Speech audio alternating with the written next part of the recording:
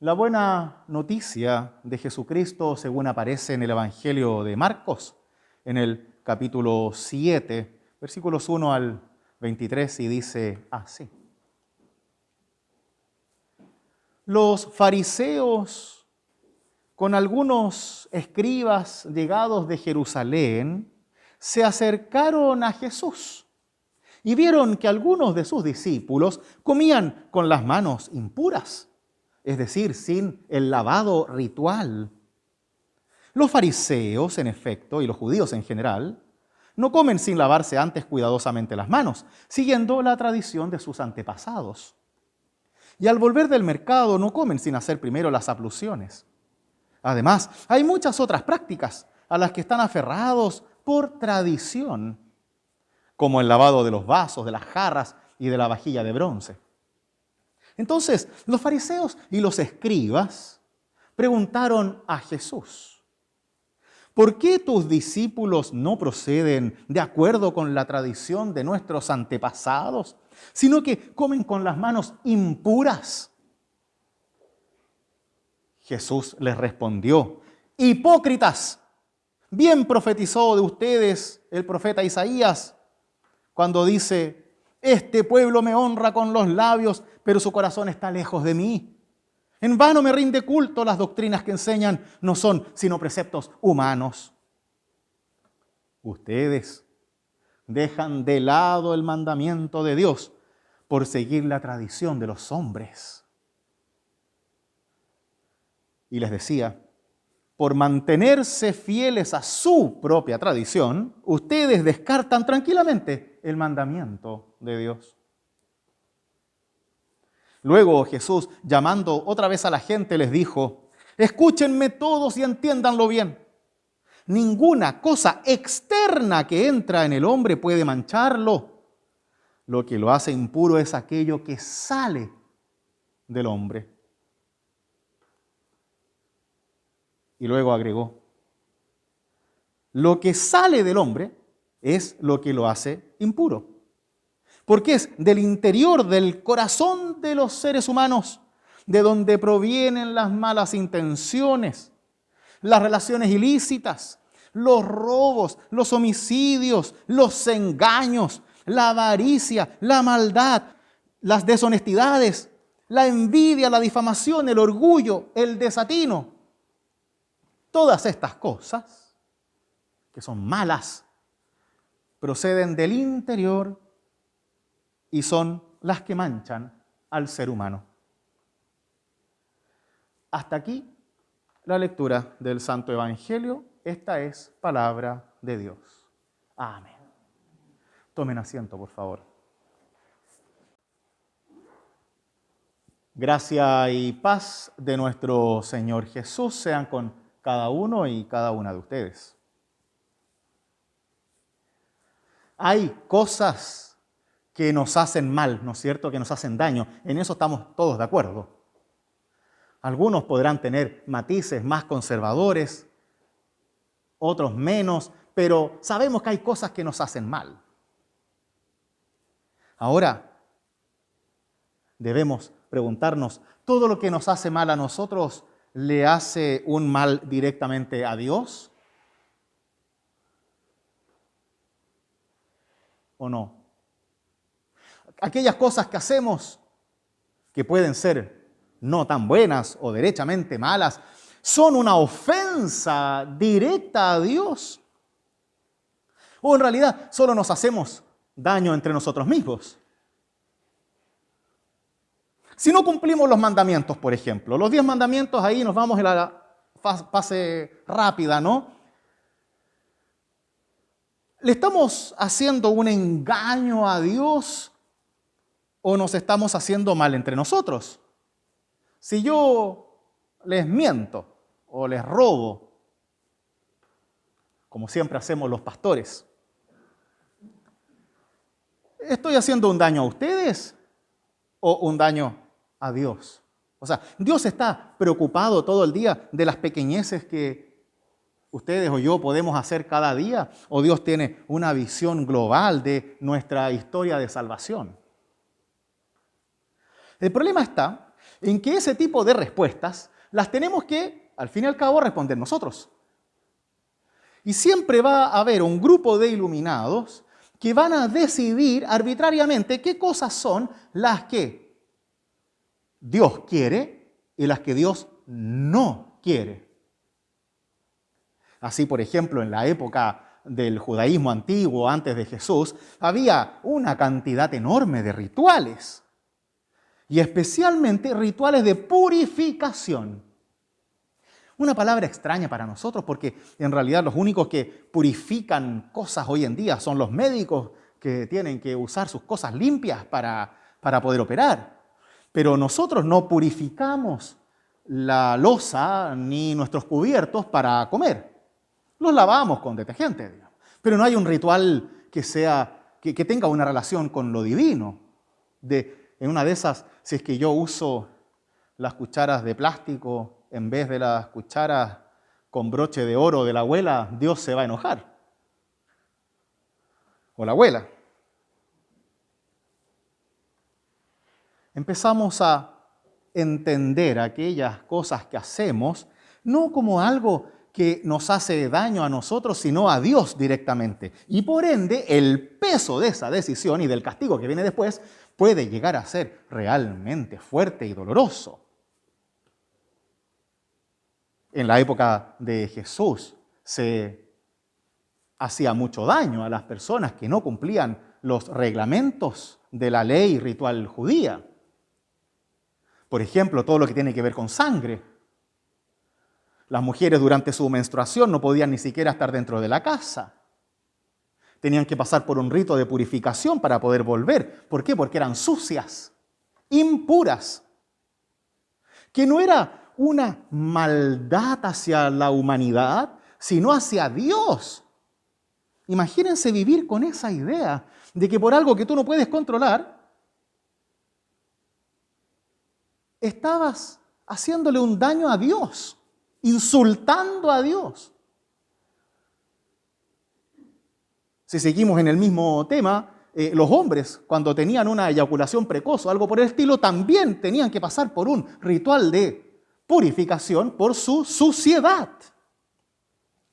Claro, no son temas de los cuales estamos acostumbrados a hablar ni a escuchar, pero es para que entendamos que estas cosas rituales sobrepasan el simplemente limpiarse las manos o la vajilla, como dice el mismo texto, sino que van hasta las cosas más íntimas del ser humano. Pasémonos a nuestra época, no sé, 50, 20 años atrás. ¿Qué pasaba con una madre soltera que tenía relaciones fuera del matrimonio? Y digo madre, ¿por qué? Porque los hombres no están. Da lo mismo. Es la mujer la que sufre, ¿no es cierto? ¿Qué pasaba? Era vista como alguien que había insultado a su familia, que había insultado a todos los que conocía, que había insultado a Dios mismo por su acción pecaminosa, cochina, impura y sexual. Porque esa mujer, no el hombre, esa mujer no podía controlarse y no pudo esperar hasta el matrimonio. Sucia. ¿Y qué se le hacían? Las separaban. ¿Cuántas mujeres tuvieron que educar a sus hijos solas, lejos de sus familias?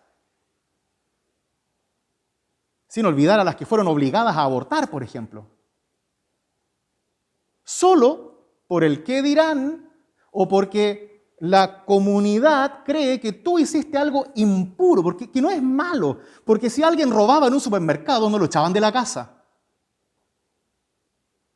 Incluso si podías matar a alguien, de más que te perdonaban, pero ese pecado sexual no. Es extraño, ¿no es cierto? Es como que los seres humanos le empezamos a dar más importancia a algunas cosas que a otras, cuando hay cosas mucho peores. Y ahí nos vamos perdiendo en esta comprensión de que aquello que nosotros como comunidad, como sociedad, pensamos que es lo correcto, para que tenga realmente un peso incuestionable, se lo damos a Dios. Entonces no es que a mí no me guste lo que tú estás haciendo, no, es Dios el que te dice, no, tú no solamente estás mal, no, eres impuro, eres impura. lo cual significa que todo lo que tú haces, tu aire, tu respiración, tus palabras, tus manos, tus movimientos, van en contra de Dios. Eres un rebelde.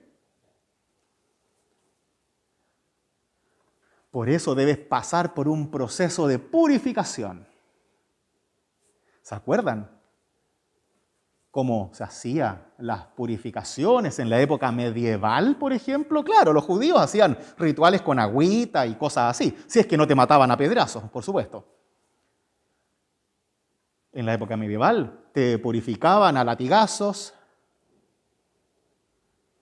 A las mujeres, por ejemplo, que eran acusadas de brujería, las ahogaban o las quemaban, y si sobrevivían, entonces significa que en realidad no estaban embrujadas.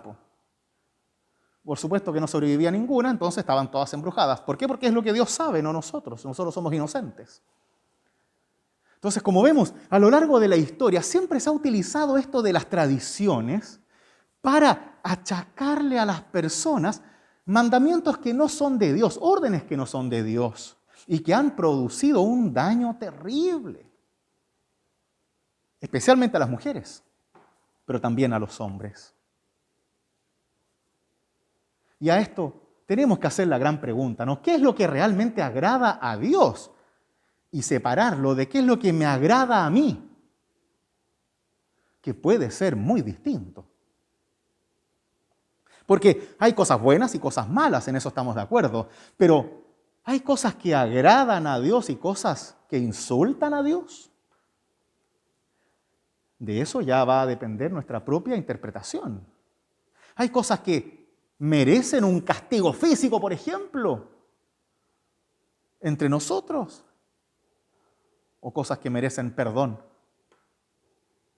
¿Podemos nosotros decir qué es lo que es de Dios y qué es lo que no es de Dios así, libremente, solo porque hay alguien que se sabe la Biblia de memoria o porque el pastor está más iluminado hoy que otros días? Es difícil. ¿Por qué? Porque siempre eso genera discriminación, segregación y dolor. Y ejemplos tenemos miles.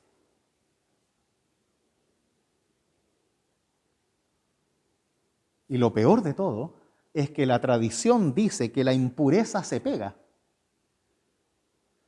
Hoy en día eso lo diríamos con esta famosa frase de dime con quién andas y te diré quién eres, ¿no es cierto? Eso significa que la impureza se pega. O sea, si yo me junto con Marina, que es un poco pecadora, entonces significa que yo también lo soy, porque obviamente, si no, ¿de qué vamos a hablar? Y si yo me junto con Rosemary, que es una excelente persona, significa que yo también lo soy, obviamente, ¿no? A la larga es juicio tras juicio tras juicio. Y lo más entretenido de todo es que no es mío, porque el juicio no lo hago yo, no lo hace Dios. Entonces yo, como Poncio Pilato, me lavo las manos y quedo tranquilo, porque puedo juzgar al que a mí me plazca, porque yo sé lo que Dios quiere y lo que Dios no quiere. Y no es eso lo que se ha hecho en el cristianismo durante demasiado tiempo ya.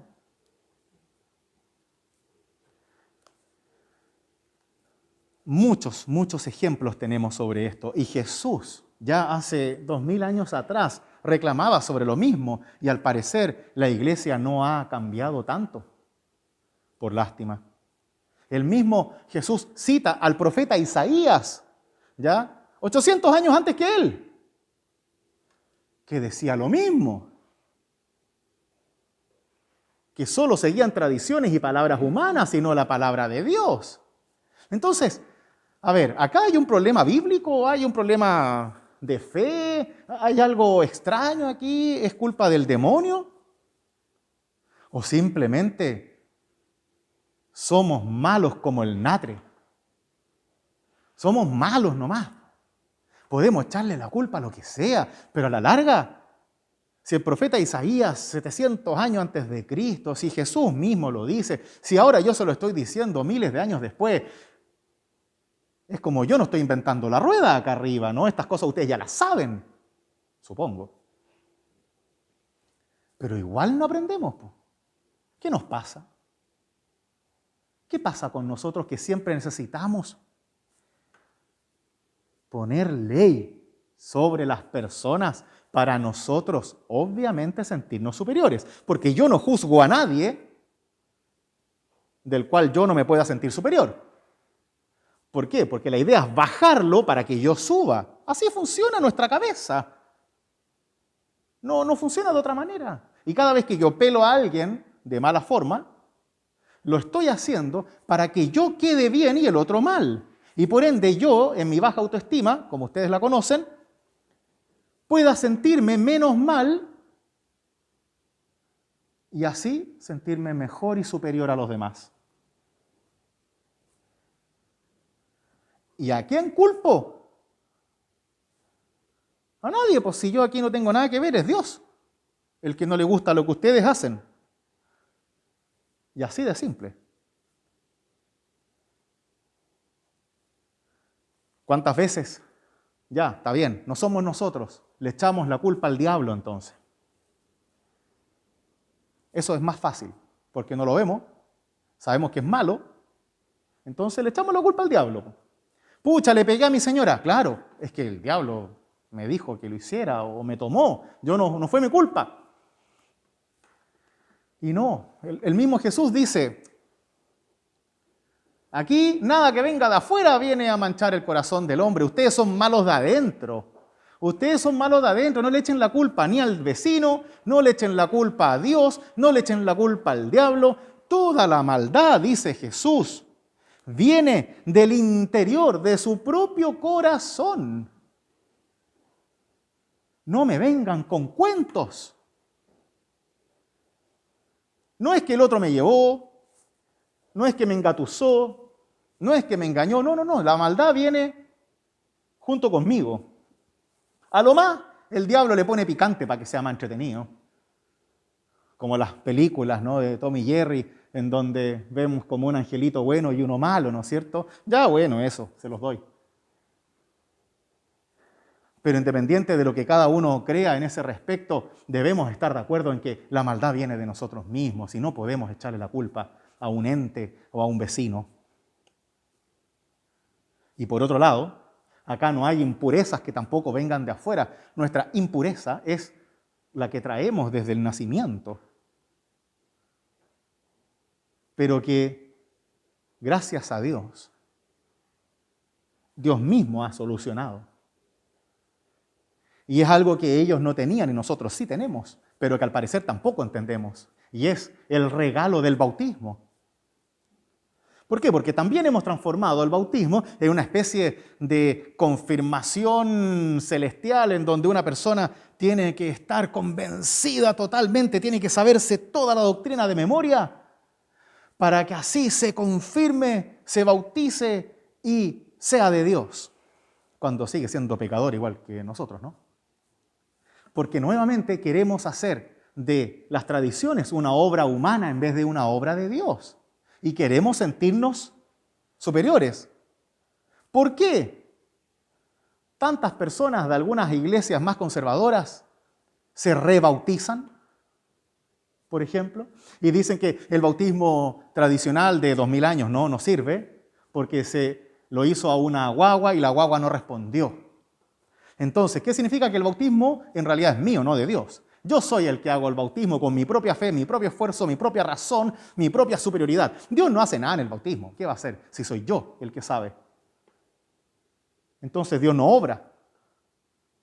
Y así, con una arrogancia increíble, descartan la obra de Dios en el bautismo para hacer la obra que ellos quieren y que ellos necesitan, porque soy yo el que quiero salir de una piscina y sentirme renovado.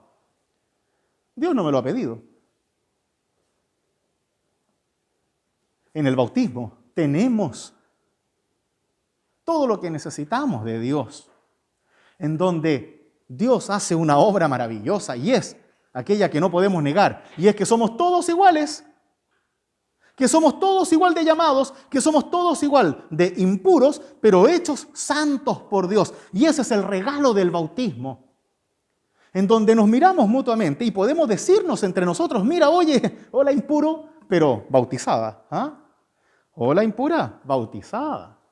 Claro, eso significa que todos podemos ser impuros como ustedes quieran, pero somos hechos santos por Dios a través del bautismo. ¿Y qué significa eso? Que no necesitamos un proceso de santificación, sino que somos santos, hechos santos por Dios de una y para siempre. No es que cuando Kurt se bautizó hace 80 años atrás, empezó a subir una escalera de santidad para ser superior a todo el mundo y ser el más santo. No, no, no, es igual que santo que yo, aunque me duplica en edad o más. Yo soy tan joven. No, po. Aquí no hay ni buenos ni malos. Somos todos pecadores y santos al mismo tiempo, precisamente para que no existan entre nosotros estos juicios de pensarnos, creernos mejores, superiores a los demás. Y este regalo de la santidad bautismal es un regalo que no le tomamos el peso, porque gracias a eso podemos mirarnos a los ojos como iguales, sin miedo al juicio, sin miedo a la separación, sin miedo al castigo, al menos no de parte de la iglesia. Porque Dios nos hace hijos e hijas suyas a través de ese bautismo. Y nos dice, está bien, yo estoy contigo. Puedes sentirte mal, puedes sentirte impuro, puedes sentirte pecador, pero yo estoy contigo. Hagas lo que hagas, estés donde estés, en donde sea y cuando sea. Porque no depende de ti. Depende de mí, dice Dios. Para que así no haya separaciones de nosotros.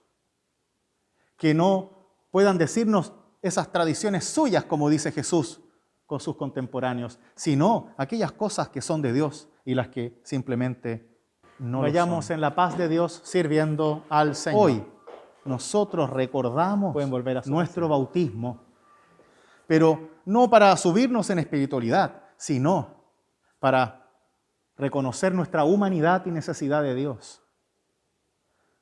Para que así nosotros no seamos los que acusan a los demás de impurezas, sino más bien seamos los que abrazan al pecador, a la pecadora, al necesitado, a la necesitada de Dios, confiando en que no somos mejores, sino solo somos hermanos y hermanas. ¿Para qué? Para amarnos, para respetarnos, para cuidarnos, para perdonarnos y no para juzgarnos. Así es, queridos míos. Esto no trata de qué tan impuros somos nosotros, sino de qué tan dispuestos estamos a amarnos a pesar de nuestros errores, nuestras diferencias, nuestros distintos caminos. Pues que sea Dios quien en su santa presencia, a través del Santo Espíritu de Dios, en su santo bautismo, nos haga reconocer nuestra santidad única, eterna, igual para todos y para todas. Que el Señor los bendiga ahora y siempre. Amén.